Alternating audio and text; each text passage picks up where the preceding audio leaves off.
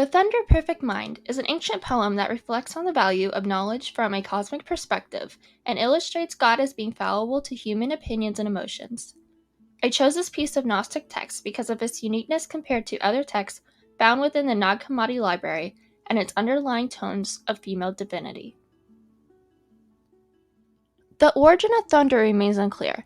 Theologians agree that the Nag Hammadi library in its entirety was written between the 2nd and 4th centuries CE. However, some claim that there is evidence that this piece was popular in the Mediterranean region due to it initially being written in Greek, which would date it to at least 350 BCE. Scholar George McRae believes that the poem was inspired by Indian or Egyptian literature, as its I am format is found in the Bhagavad Gita. He also writes that the tone is unlike known Jewish or Christian literature, and instead compares it to that of Isis inscriptions, as they also have an I am format. This perspective can be labeled as synchronism, or the consolidation of multiple religious ideas. On the contrary, scholar Douglas Parrott contends that the tone of thunder is like Gnostic texts that include Sophia figures and might even be referring to Eve. Thunder is so unique to the Nag Hammadi library that there is a debate if it should be considered a Gnostic text. Scholar Hal Taussig defines Gnosticism as a religious movement somewhat related to early Christianity that emphasizes secret, perhaps esoteric, knowledge that could save humanity.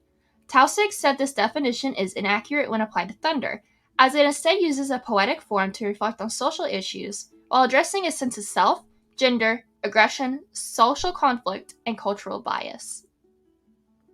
Parrott additionally says that the philosophical idea of cosmic pneuma, or the logical component in everything, seems to have played a significant role in how this poem is understood.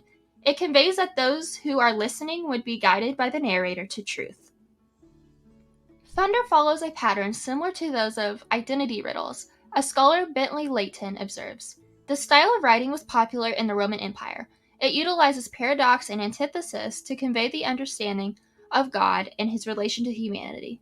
The major themes of Thunder include identity, social order, and internal struggles.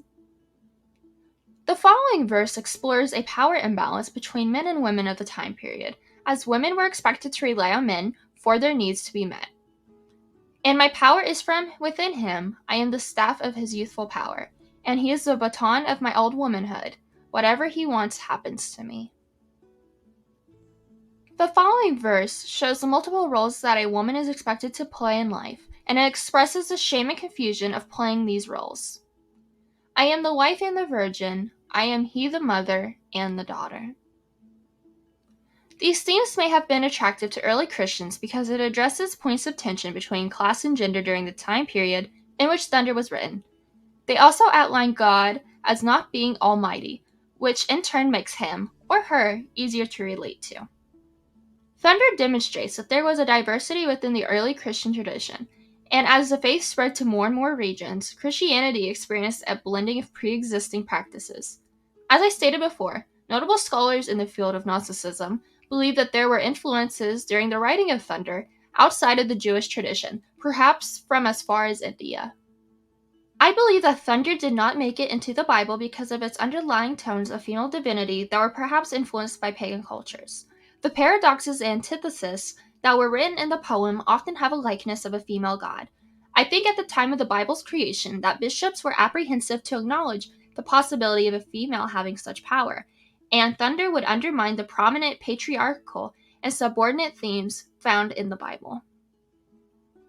It is also obvious that Jesus is missing from this narrative and any reference to his teachings or life experiences, which makes Thunder too different from the letters and Gospels that the Bible contains.